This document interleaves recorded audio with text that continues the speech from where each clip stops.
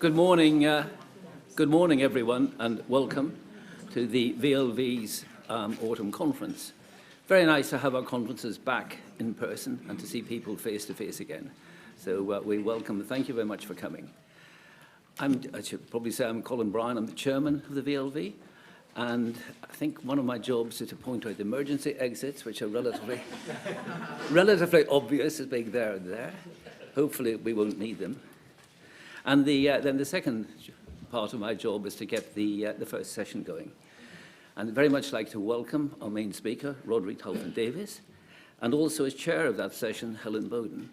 Helen will, I think, be known to many of you. She's a patron of the VLV, apart from anything else, but of course has had 34 years' experience in radio, including some of the most key, not in broadcasting, including some of the most important roles, like the managing director of news, the director of radio, and it's a unique experience that she has had and brings to this occasion. She also has many, many other roles. She's a fellow at the Harvard University Shorenstein Center on Media Politics and Public Policy. She's on the advisory board of the Reuters Institute for Journalism. She's a non-exec member of the UK Statistics Authority, and she's chair of the Windsor Leadership and sits on the Council of the Royal Academy of Art. So it's difficult to think of anybody better to lead this session. So Helen, I'll pass over to you to introduce Rhodri. So welcome everybody. It's lovely to see those of you in person who are here, and I know there'll be other people who will be consuming this online, which is clearly, you know, these kind of events where you have a live presence and an online presence couldn't actually be more apposite for this conference, because one of the things we are going to hear from Rhodri is about how the BBC is trying to balance the need to advance with the technology and the need to keep committed to core public service values. Rhodri will hate me for saying this, but I've known him since he was knee-high to a grasshopper. He's currently BBC Director of Nations and sits on the BBC's Executive Committee. He took that role in 2021. That's actually a really hard job, because if you think about the different politics of each nation, as well as the complexity of this small country, but with a lot of regional difference, Rhodri is the person who has to both understand that and, more challengingly, convey it to a BBC executive that is still incredibly focused on London. He has nobly come to talk to us about the BBC's digital strategy, which we know the VLV has had a lot of interest in from its members, but is actually absolutely critical to understand how the BBC is going to survive and, let's hope, thrive into the future.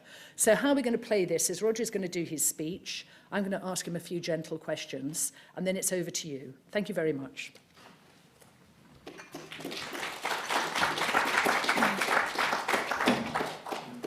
Good morning, everyone, and thank you for joining us, and thank you for giving me your time just to talk a little bit about where the BBC is headed at the moment. Before I begin, I just would like to thank the VLV and all of you for your contribution to the debate about the BBC and the debate about public service broadcasting. To all of you, to Colin, to the great Jocelyn Hay, thank you for your friendship, your challenge and your passion for everything that public broadcasting stands for today.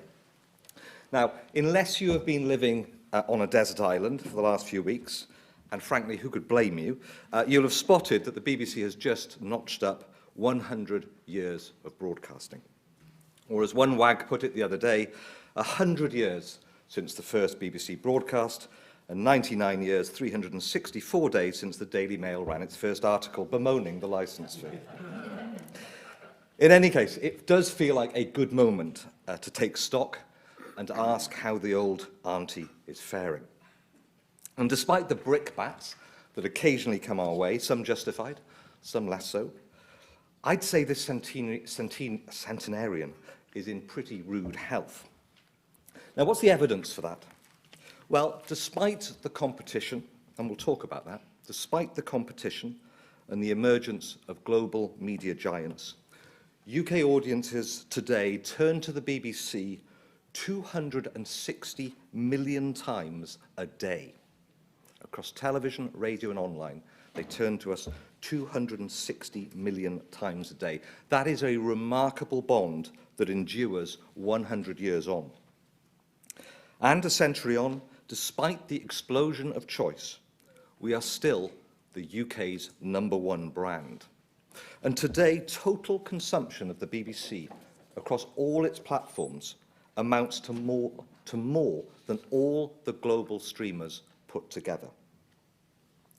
Even more significantly, and particularly in my role, the BBC remains the UK's public square, a gathering point for the nation and for all 4 nations. More than half the population of the UK turned to the BBC when Her Majesty the Queen died, and more than 30 million watched the funeral with us. Now, I say all this not to boast, but to challenge head-on the notion that public broadcasting is a rather wonderful thing, but it's rather outdated. The truth is that our bond with the audience remains strong, and if anything, the world of global competition only serves to remind us all what really marks out the BBC in national life. The media world today is awash with subscribers and consumers and users, but the BBC audiences are first and foremost owners. The BBC belongs to each and every one of you, and because it belongs to you, you expect us to be different. You expect us to work harder than any other media organisation in the world to tell it straight, unvarnished, impartial, and independent in thought and deed. You expected our coverage of the Queen's death to be comprehensive, authoritative, and world-class. And you expect the BBC to walk in your shoes, to live in and to reflect the communities that we serve right across the UK.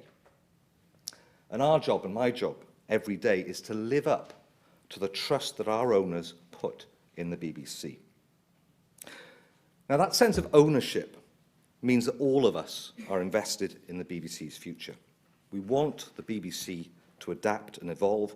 We want it to keep pace with our changing lives. And I want to spend a few minutes today exploring that particular challenge. I said earlier we're in fine form, but what does the future actually hold for us? In May this year, the Director General, Tim Davie, laid out a plan to ensure that the BBC doesn't just survive, that it thrives. A plan to ensure we continue to serve the UK as a vibrant, creative and democratic force. Our focus right now is on creating a modern, digitally led organisation that drives the most value from the licence fee and delivers even more to licence fee payers. But what does digitally led actually mean? In short, it means keeping pace with audiences by strengthening our online services and our on-demand services in particular. We all know, everyone in this room knows, that audience habits are changing, our own habits are changing, and so are those of our family and friends. But the scale of change is truly unprecedented. Over the last 3 years, the take-up of on-demand TV services among people aged over 65 has more than doubled. Today, more than 40% of this older audience have a subscription streaming service. These are profound shifts.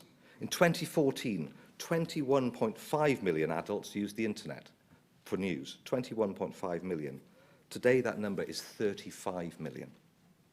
The direction of travel is clear. We are moving, you can judge the pace for yourself, we can debate the pace, but we are moving to a largely on-demand world. Last year alone, 6.6 billion programmes were streamed on the BBC iPlayer, a new record and up 8% in a single year. That's an average of 44.5 million hours a week. And we see that growth right across our bigger shows. The BBC drama The Tourist had an average audience of almost 10 million. Half that audience were viewing on iPlayer. Series 6 of Peaky Blinders had an average audience of 7 million. 3.7 million watching on telly, 3.5 million watching on iPlayer. And the main 6 p.m. and 10 p.m. bulletins, programmes very close to Helen's heart, remain absolutely critical on BBC One, collectively reaching an audience of 18 million a week. It's impressive, but another 18 million are using our news online services each week too. So our challenge and responsibility as the UK's primary public service broadcaster is to keep pace. And that is tricky. It's a juggling act. It's to ensure broadcast audiences continue to be well served while we strengthen our online and on-demand services.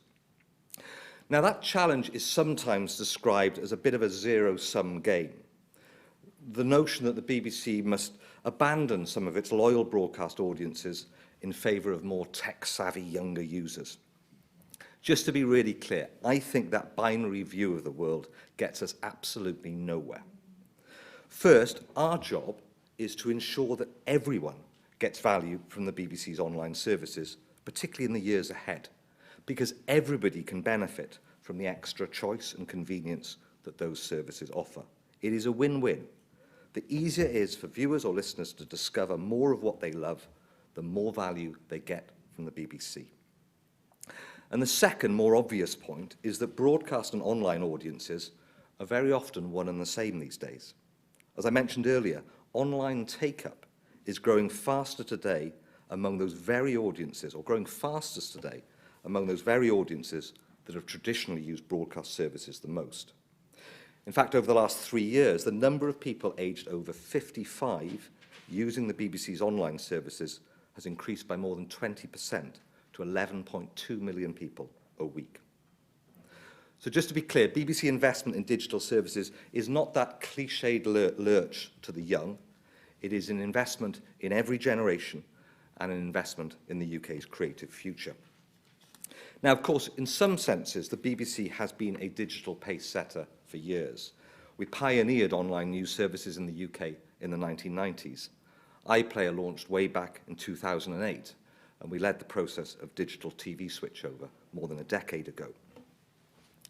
But the reality today is that still too many of our resources are focused on broadcast and not online. And less than 10% of our online usage is signed in. And that means we can't offer a properly tailored service, unlike all our global competitors. So the future success of the BBC depends on making a decisive shift to a digital future. And there's real jeopardy for us if we fall short. If we don't respond faster to the digital change around us, that change we're seeing with the audience, we are going to cede far too much ground to those who are not driven by public service values. So what's the plan? Well, in May, we laid out a £500 million plan for the next 5 years. 200 million would contribute to the annual funding gap created by the licence fee settlement, which has frozen the price of the licence fee for 2 years. And 300 million would be reprioritised from existing content spend to accelerate that shift to digital. But what does reprioritisation mean?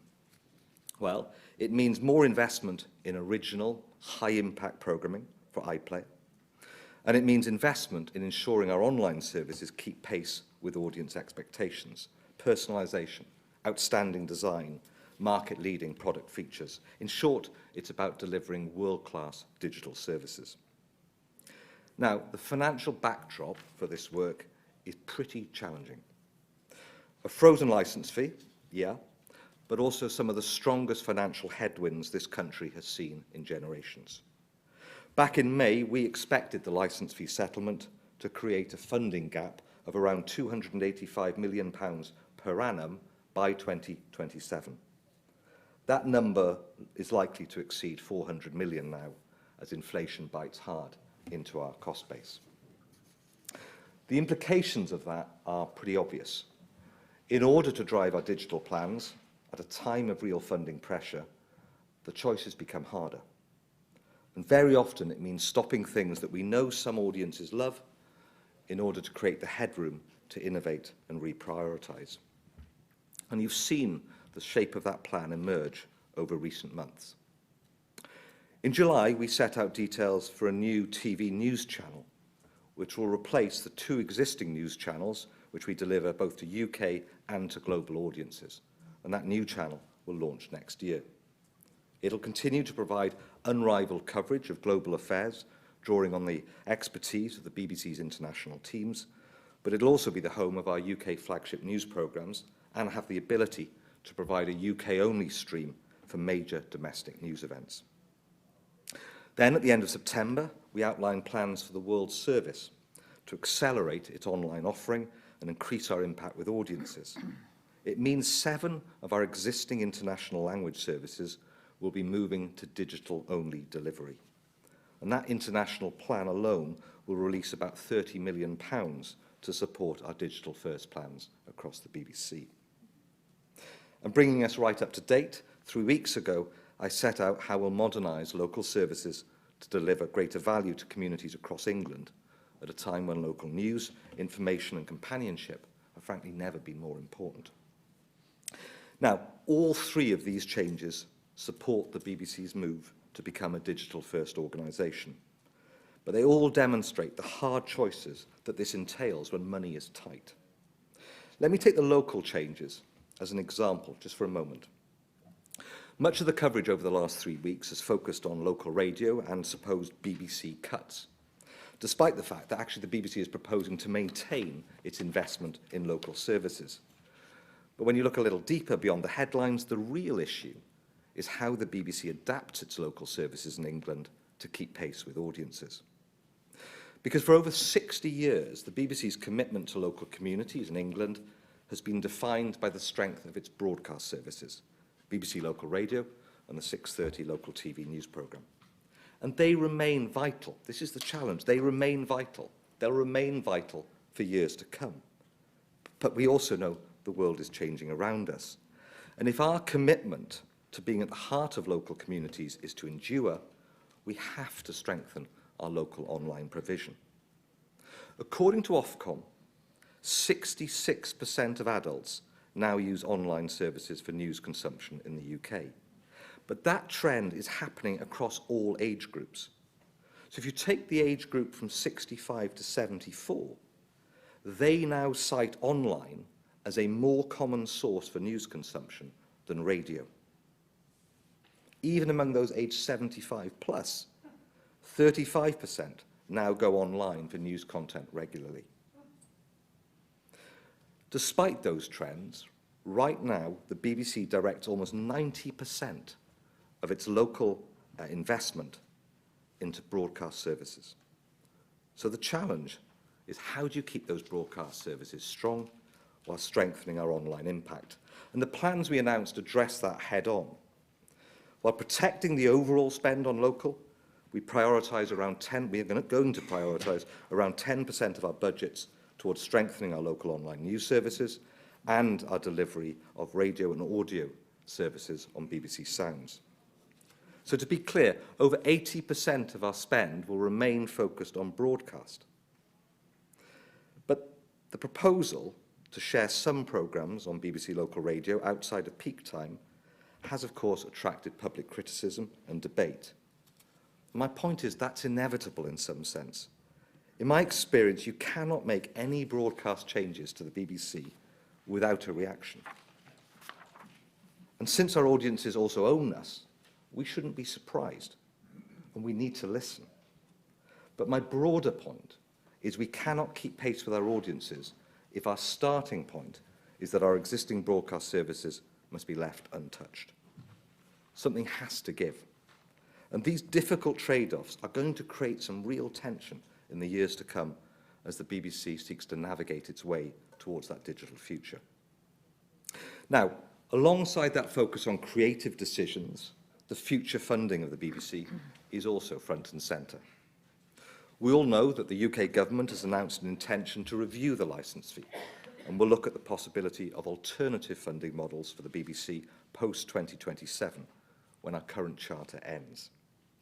We welcome that review, and we certainly welcome an informed debate about the future. And we've said very publicly, all options should be looked at. Nothing should be off the table. But as I said earlier, the BBC is owned by the public, and any process for determining the BBC's future has to consider the views of the public as the priority. And I know this is a view held very firmly by VLV members. Now, today isn't the moment for me to talk in detail about long-term funding options, but I do want to share with you some of the principles that we believe have to be considered in any funding debate. And there are 3 or 4 central questions that we think have to be front and centre. Will any funding solution secure the delivery of our public service mission. In the BBC's case, to inform, to educate and entertain everyone. Will a funding solution safeguard our impartiality and our independence so that we can continue to operate without fear or favour and without commercial or political interference? And will any funding solution provide a sustainable financial model which allows us to be ambitious and to continue to innovate in a fast-moving world? And as part of that funding debate, we shouldn't forget how the BBC delivers real economic benefits, beyond our creative benefits, real economic benefits to every part of the UK. Today, the BBC contributes almost £5 billion to the UK economy each year. And that represents 14% of the total spend on the UK audio-video sector. Every pound we spend generates £2.63 for the wider economy. But it's not just about the level of spend, it's where we spend it. Today, 50% of our economic impact is outside the M25, and that's compared to a 20% average for the rest of the industry.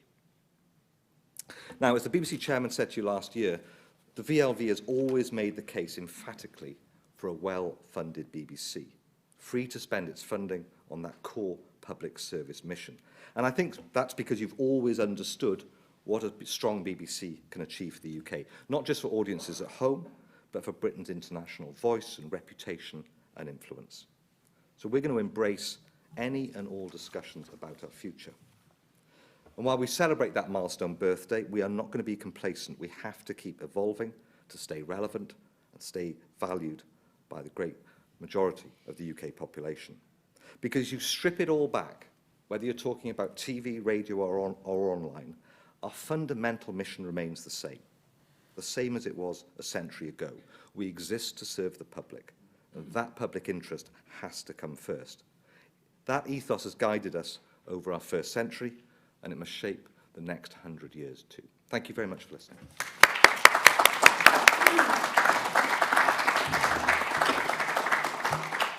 Thank you very much, and thank you for coming to talk to us. I don't think anyone in this room underestimates the kind of ghastly combination of pressures the BBC is currently facing.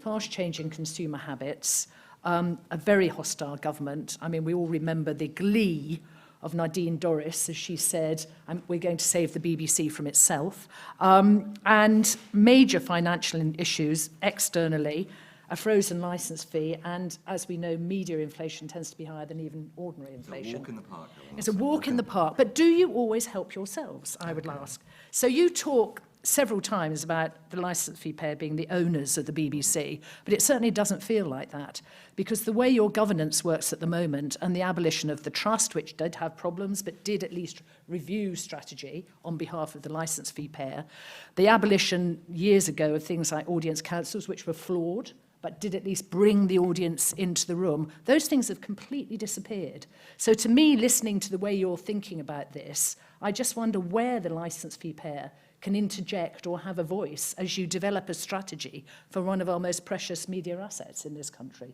Well, I think just a couple of points. I mean, firstly, that whilst the old audience councils have gone, we continue to operate national committees in each of the devolved nations. So we have dedicated non-executive members for each of the devolved nations, except for Northern Ireland, for reasons we can go into.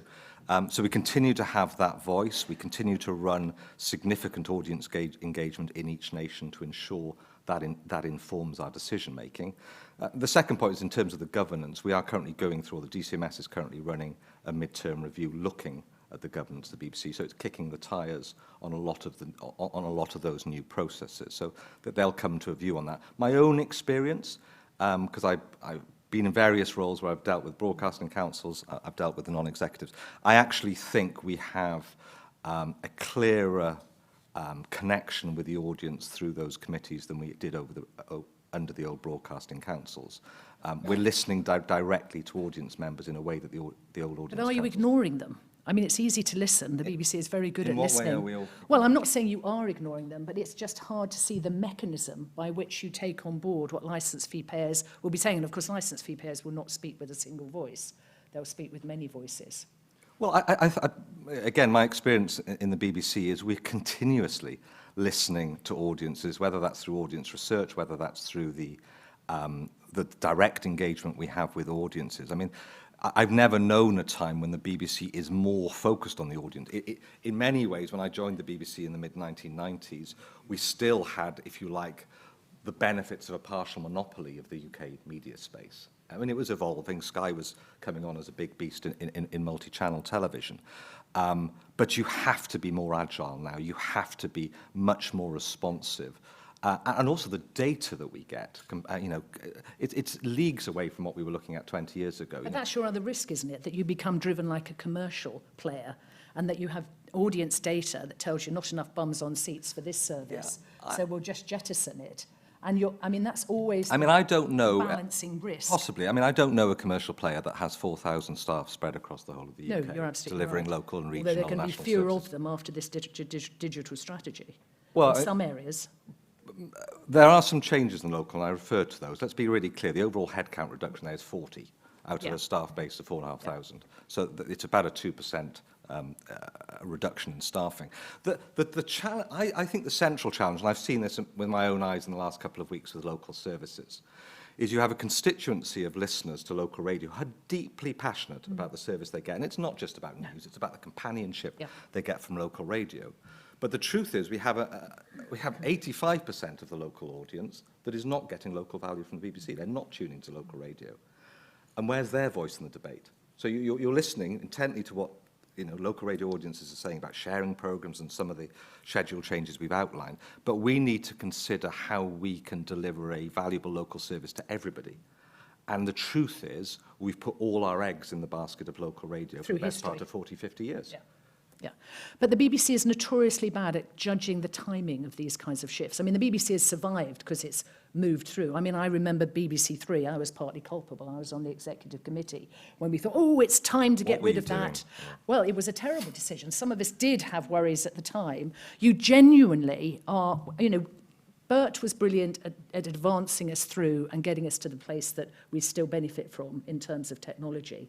But specific decisions we've not always been, or the BBC has not always been good at. How are you trying to judge when the time is right? I need to challenge back on the question. Yeah. I think the notion that the BBC has been notoriously bad at calling it in terms of audience change doesn't really stack up. I mean, the BBC was a pioneer in terms of online news services in the 1990s. It was a pioneer with iPlayer. And I remember the howls when we moved investment from BBC One to iPlayer. But these were judgments. This was the clarity that we had strategically in terms of where audience behaviour was likely to evolve and how the BBC needed to anticipate those changes. So I'm not saying we'd get everything right. And BBC Three is we the example we where can we circle didn't. BBC Three perhaps. But I think the notion that the BBC calls it wrong strategically, it just isn't borne out by the facts. Most of the facts. There is a challenge The facts I around... choose, yes. Indeed. There is a challenge, as ever, about any service that wants to provide something for everybody. And digital, the move to digital, those of us who listen to the radio cannot escape promotion of BBC Sounds. It's obvious the BBC wants to move more of us to listening on sounds. That may or may not be a good idea, but it's clear there.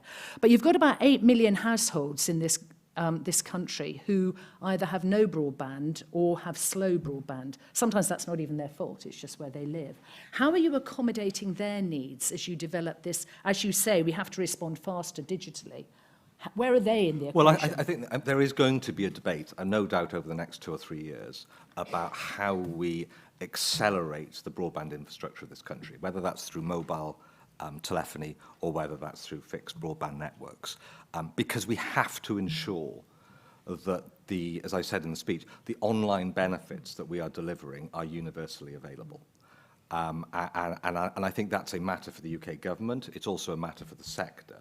And I think that's something we'd have to think about. There are about 6 million, I think, adults in the UK who do not have reliable high-speed broadband. Now, that number has reduced very significantly. So, again, the direction of travel is clear. But if we are going to accelerate our growth, there's a deal here, which is that we also need to accelerate the availability of high-speed broadband. And we need to work as a sector together on how that happens. Allied to the whole issue of the digital strategy is the need to save money. And Yeah. broadcasting, particularly local broadcasting, is incredibly expensive. If we had anyone from commercial radio here, they'd be saying the same thing. And you are facing unprecedented and ghastly financial pressures, to which we're all sympathetic. But are you helping yourselves? I mean, the rumour machine, sometimes founded in fact, sometimes not, is that the BBC is piling output into BBC Studios, which is the commercial arm of the organisation, some of which are genuinely surprising. So the idea of moving all radio speech into a commercial arm is surprising to me, as is the idea, which is certainly being floated and may actually be a reality, of moving radio current affairs, because real-life podcasts can make money. So we'll move the whole thing in there. There's even a rumour that one of the orchestras will be moved into BBC Studios. If you are in a commercial part of the BBC, your first job is to make sure that you deliver return on investment, return on the licence fee. How are you going to balance that as you go forward? Your public service values, your commitment to doing things that the rest of the market doesn't do, as well as making money? Well, it is a balancing act, and I think what we've shown, I mean, I was in Bristol yesterday with the Natural History Unit. I think there are lots of examples where the most successful commercial businesses that we're running through BBC Studios are those that chime most closely with the values of the BBC. I don't see any contradiction in what the NHU is delivering with the ethos of the BBC. And we think about that very carefully. We've just moved a lot of children's production into BBC Studios.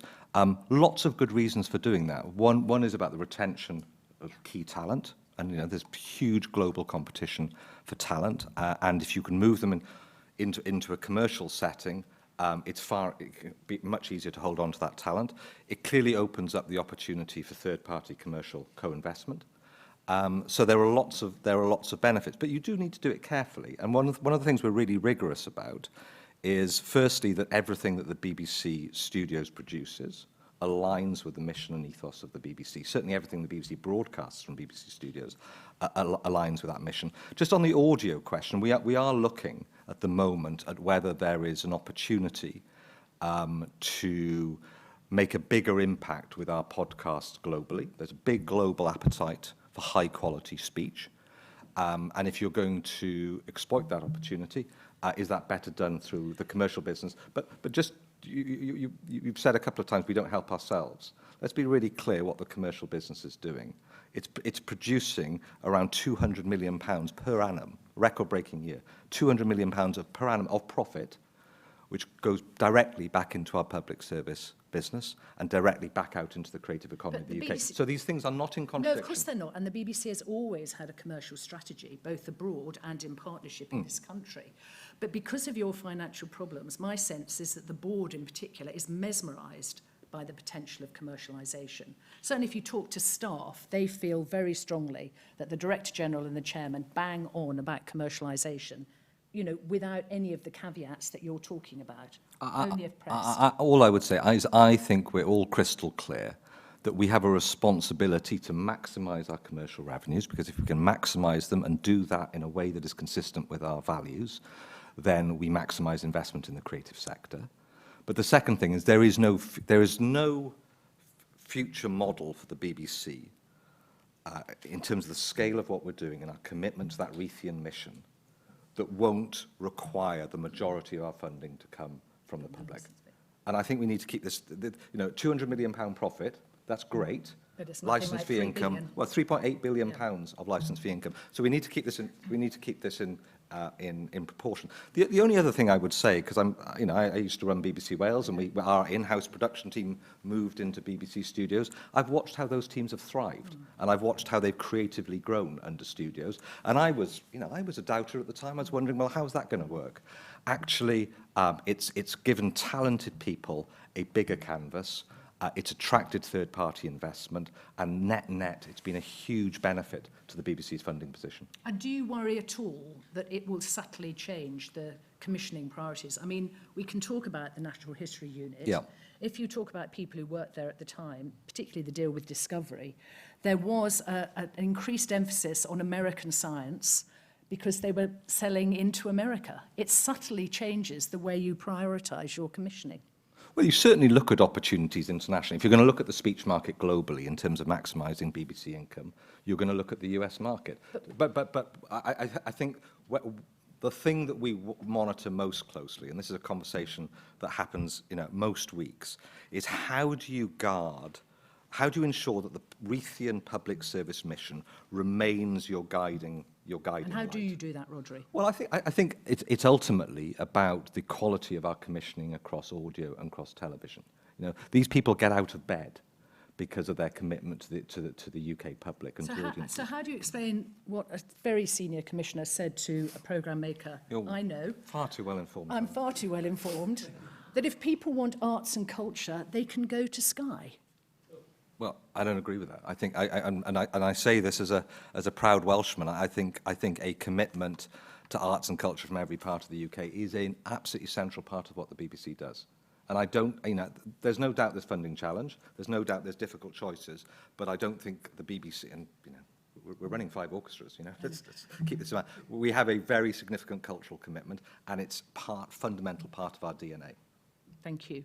I haven't gone into the specifics because I know this audience is very exercised by, or some of you are very exercised by, changes to local radio, world service. And this is your moment. We've got 20 minutes to talk and challenge and explore with Rhodri some of the ideas the BBC is putting forward, some of the things it's nailing its flag to the mast about. So can you put your hand up? And we've got a microphone. It'd be great if you could tell us who you are, Peter.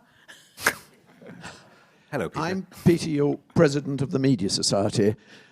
Rhodri, you can't say, and it's a very, very uncomfortable position for you, but you can't say what we all know, which is the greatest challenge facing the BBC in a difficult economic climate, is none of the things that you've set out. They're not central. The greatest challenge to the BBC remains political will. It's all about political will. We know that there is an insanely ideological government that most centre-right conservatives would not recognise in a dark alley, which is absolutely committed. Remember, we're not very many weeks away from Nadine Dorris's reign and her linkage with Boris Johnson, the person who sat on the Russia report for 9 months. That's the world we're actually living in. There is no indication that the sensibleness, the market-sensitive sensibleness of our current Prime Minister marks any difference. The idea that the DCMS is about to kick the tires is terrifying. Who has it recruited to kick the tires? What is the brief? How transparent will it be? We know that the licence fee freeze gives the licence fee payer the equivalent of one, in a BBC household, the equivalent of 1 chocolate button a week. It's tiny in terms of the returns to the licence fee payer. In terms of the hit on the BBC's money, as Helen has just said, it's gone up, hugely up. It was calculated at 250 million, now it's more like 400 million. If you can't acknowledge that, at least among friends, you've got a problem. Is that a question, Peter? Yes. Well, look, okay, the specific question, what is the DCMS review going to be? Who is going to kick the tires? How transparent will it be? What client journalists from the Mail, the Express, the Telegraph and the Sun are involved in the process? That's what people really want to know. Thank you. Obviously, you're not from the DCMS, but you may have some insights into this. Just to separate two things, and then I'll come to your broader point, because it's a good challenge. There are two things going on separately. One is a mid-term review of the BBC's governance, which is UK government-led. That does not. It's very tightly described in the Charter Agreement. It's looking at the. It's not looking at the scale and scope of what the BBC does. It's not looking at the licence fee funding. It's simply looking at whether the changes to the regulatory processes of the BBC are functioning 5 years after they were introduced. The second is a long-term review of BBC funding models, which will be, I suspect, concluded as part of the run-up to the next charter in 26-27. So we've been awaiting clarity from the UK government. They've had their eyes on other things. We've been waiting clarity on how that funding review is going to happen and who will constitute the review group. But that will run over the next 2 or 3 years. We are told it will involve extensive consultation with the public, and we'll see how that rolls through. I mean, I say we're not defensive on funding model, the model. What we're defensive about is the requirement for a large-scale public intervention to protect the, if you like, the DNA and the Rothian mission of the BBC. The final point, let me just come to your last point, because I'm not going to comment on the political change and events of recent months and, if you like, the flavour of government and their views on the BBC. What I would say to you, because I see it every day, is if we lose focus on our connection and relevant to audiences, then the political discourse and the political environment is irrelevant. Because what we know, as sure as night follows day, is that unless we drive consumption of the BBC, unless we maintain the value, the real audience value we deliver day in, day out with our audiences, it is impossible to make the case for a large-scale public intervention. But I absolutely don't understand that. I have total confidence in the BBC ultimately facing down the challenges that you described. It doesn't matter to this government. They don't care. It doesn't matter. You can prove yourselves any which way, and it doesn't matter. If you've got a government that's ideologically committed to getting rid of the BBC by the death of 1,000 cuts, which it is, then it doesn't matter. We can say we're very good boys and we passed all our exams. So what? You might as well be in Hungary. Well, all I would say very quickly, because I'm obviously not going to deal with the Of course you're not, but you might as well be in Hungary. Well, let's recall what happened as a part of the review process for the last charter, which is an audience response to the DCMS consultation of almost 200,000. The public voice, and I don't deny there's politics and we need to be canny about how we navigate that, but the public voice will be crucial in determining the final scale and ambition of the BBC. And that my job is to focus on that. Thank you, Peter. Very articulate, very useful. Gentleman over here. Yes, you in the pink shirt. Well, Patrick McIntosh, I'm just going to come back on Peter on that, because if there was one thing that the last 12 weeks has proved to us, is that market forces, even with this government, have a huge influence. And my observation is that if you continue to keep the trust of the British public and you continue to give absolute quality, then on a digital platform or anything else, people will want to subscribe and want to be involved with the BBC. And this government is not going to destroy the BBC, because it's been proved that when you try and go against market forces, you get absolutely crucified. And that's what's happened in the last 12 weeks. And now they're in recovery mode. Slow recovery. Gentleman over here in the marvellous orange tie, thank you. We like your dress sense. Thank you.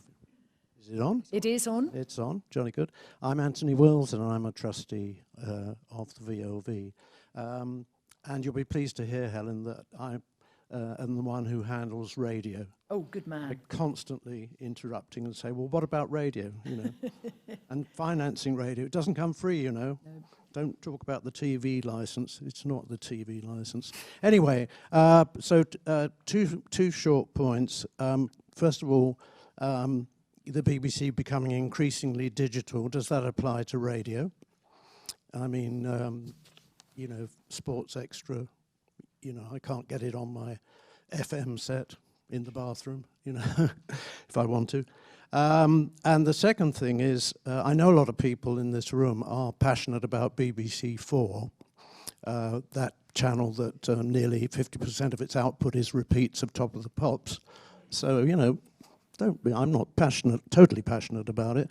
But if it goes digital only, will you be able to catch up with those programs later on a TV screen rather than watch them as they go out on a computer screen, which I hate the idea of? Yes, you will. Thank you for that reassurance. On- That's on- very important. It is. I mean, on the radio point, I mean, there are clearly deficiencies in terms of the existing transmitter footprints we have in the mix of FM and DAB service. Helen spent much of her life worrying about those differences. I think that the broader point is that what we know is that some audiences, not all audiences, are moving to more on-demand listening, particularly podcast listening, and that's why the focus of sound is really critical to us, because particularly I've never heard a podcast in my life, and I wouldn't know how to. Well, I highly recommend a trip to find one. BBC Sounds. There's enough to listen to without sort of seeking that out. Okay. Yeah, but lots of people do. I mean, I just have to poke up here. Lots of younger people have discovered the wonders of speech audio through podcasts. There are loads of rubbish podcasts. You can wade yourself through treacle. Not on the BBC, I should have. Well, actually, I would say some of those aren't of Helen. the highest Oh, quality. Helen. But actually, it is for me, it's a very, very cheering thing to hear my younger half-sisters in their 30s talking about listening to audio, speech audio, because they listen to podcasts. Mind you, they grew up in Radio 4 homes, so they're used to listening. I mean, my own son's 22. He's never listened to the radio. He spends hours consuming podcasts. He thinks he's invented them. I'm sort of but it is, there is a generational difference here, particularly in the podcast market. But also what we see with BBC Sounds is it's still very popular for live radio listening as well, alongside the podcast. So BBC Sounds, just to be clear, isn't just that new world of podcasts. It's also the availability of all our radio channels too. Last question: do people get paid for making BBC radio podcasts? Do they get paid? We pay producers of our BBC podcasts, yes. You do? Yes. So a radio producer has to do a certain quota of podcasts. No, we commission podcasts in the same way that we commission live radio programs. So you'll have both in-house teams and third-party independent production companies creating both, if you like, live programming and on-demand programming for audio. Gentleman here, Daniel, then lady there, and then lady behind Daniel. Still Daniel. I'm Daniel Snowman. I'm Daniel Snowman, and I worked for the BBC. I was a radio producer for 30 years, from the late 60s onwards, and still watch, listen, love it, and have been doing lectures about its centenary and all the rest of it, and long may it last. The more so since I live off a BBC pension, so it may last a very long time. But I'd like to pick up the points that were just being made about the generations. I'm elderly, but not bad at digitization, and I watch iPlayer a great deal, listen to things on Sounds. When I have a little nap in the afternoon, I put on something from BBC Sounds, and the beginning of the program's really interesting. And then, And then you're asleep. But I'm not watching live BBC television or listening to live BBC radio much at all. If I need to know the news, why switch on at a certain time of day? I've got it on my phone anytime I want to look. My children and their children, who are too young to do anything yet, but I mean, I'm thinking about those in their, you know, I tried to keep up with your brilliant statistics and got lost a little bit on the way. No, I want to read the whole thing. But most of the oldies that I know and I'm close to and friends with are digitized enough to be watching and listening to things when they feel like it. Are my kids, who are in their 40s, and their friends listening to radio live, watching television live, watching BBC or listening to BBC much at all? No, they're looking at tweets and they're listening to podcasts and they're doing Facebook and I mean, almost everything is now becoming digitized in a sort of popular commercial way, rather than with the BBC, which I love and was delighted when they reimposed the license Daniel? fee. What's your worry? What's your worry? Well, futuristic. Will the younger generation of today, in the years to come, turn to watching and listening to the BBC A, live, and B, even digitally? I mean, my view is it's always going to be a mix. I mean, if you think about breaking news, if you think about live sport, they will continue to draw right across the generations.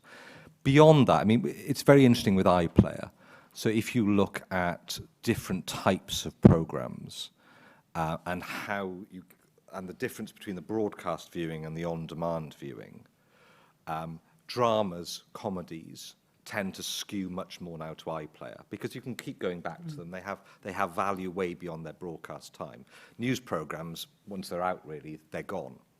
So you've got a range of different types of program categories that are more valuable and more used on iPlayer than other types. But I do think, I mean, I said in the speech, I do think ultimately we are heading to a space where all viewing becomes on demand over time. But to be clear, I think live, whether we have broadcast transmitters in 20 years or not, there will still be online a value in live, whether that's live sports streaming, live news streaming, the live companionship that radio offers. So we've got to be careful.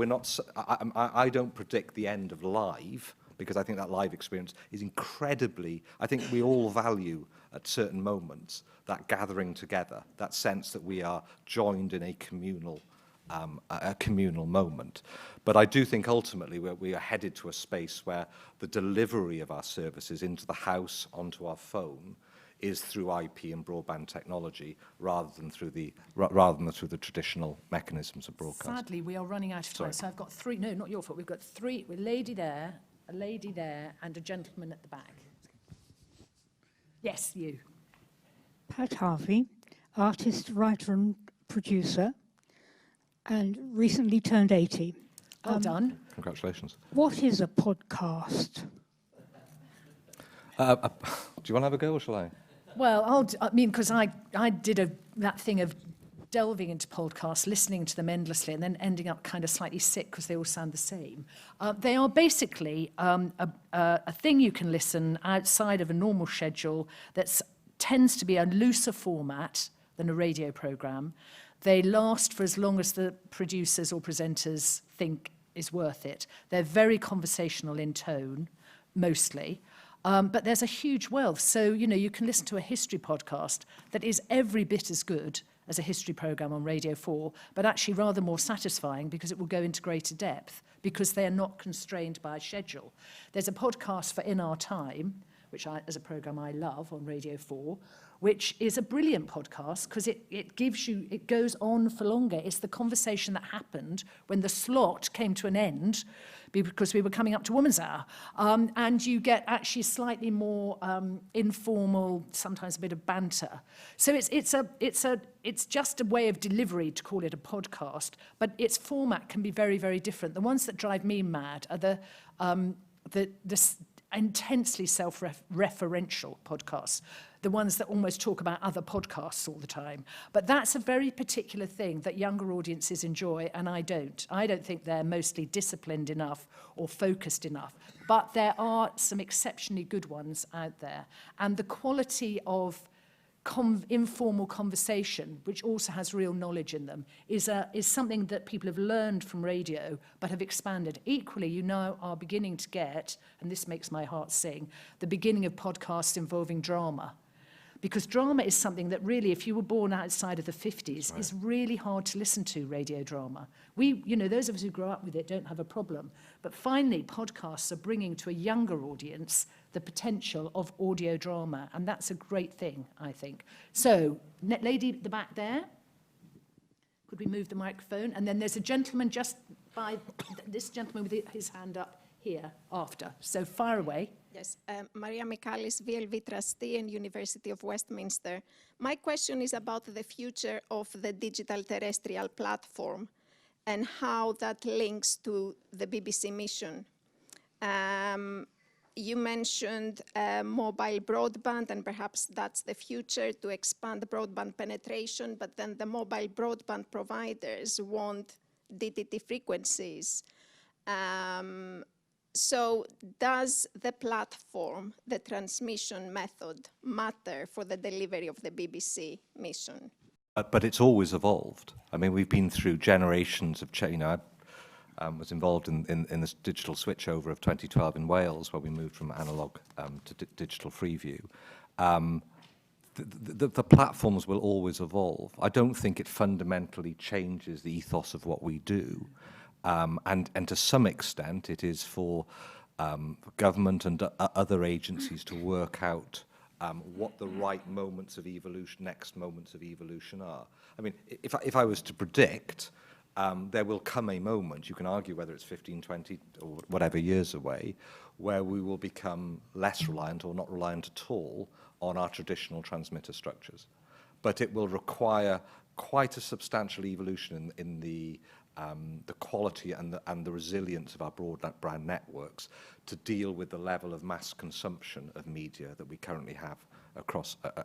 So I think we're some way away. Final question, gentleman at the back, thank you. Thank you. I'm John Forrest, and I'm a VLV member. I want to come back to this debate that the public's going to have about the future of public service broadcasting, and I'm pleased to hear that you're going to encourage that as an organisation. So I've been impressed recently by the book written by Peter York, sorry to give him more oxygen of publicity, called The Battle Against the BBC. Very well researched, naming sources which are well resourced and against the BBC's ethos. And what has surprised me in the debate that I've been able to join in is the way that that book has been ignored largely by BBC output, where you might expect it, for example, in some of the arts review programmes, you might expect it to look at some of those arguments, as well as the news bulletins and all sorts of areas of output to get that debate going.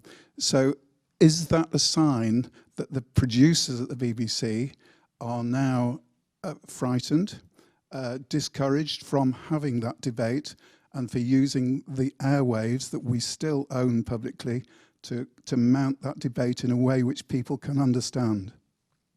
That's a very thoughtful question. I mean, I think that the strict line we take on all these aspects is the BBC is not a campaigning organisation, so we were not going to lead a debate on any subject, and particularly not lead it in any direction. I think there is a moment, and it will be in the run-up to the next charter, where the future of public service broadcasting, particularly of the BBC, will be absolutely front and centre in terms of the national debate, and the media show and many others, I'm sure, will lean into that. Is this particularly a moment for deep debate publicly about the future state of the BBC? My personal view editorially would be it's premature. There will be a moment, and it will be in that 2025-2026 period up to the next charter. On Peter York, I don't know whether it's been covered. That's a helpful political answer, but it doesn't quite answer the question about why a publication like that, published by Penguin, is largely ignored. I don't understand. I'm ducking an answer simply because I don't know whether it's been ignored. I hear your point. I'd have to search across the BBC to see what coverage it's been given. There are people who can help you do that. Okay. Yeah, just from my experience of producers, they tend to be incredibly self-conscious about exploring BBC-focused issues. Perversely. Yes. I mean, they're almost over self-conscious. Well, unless it's Jimmy Savile, yeah, that's true, but that's about real-life crime, and that's a whole different area. Yes. But I did notice how little coverage it got. Not because I was seeking it out, but because it's obviously, it was a book of controversy. But I've never found producers take their orders from above. They will be making their own independent decisions. But I do think that slight self-consciousness plays into a lot of decisions about coverage. Yes, you'll hear the word navel-gazing. Yeah, and so even if that's a slightly unfair way of looking at that book, that's what they will almost certainly have said to themselves about some things. But great question. All of them were great questions and interventions. Can I say thank you very much? We're just slightly over. We're moving straight on to this. Can we show Rhodri our appreciation, please?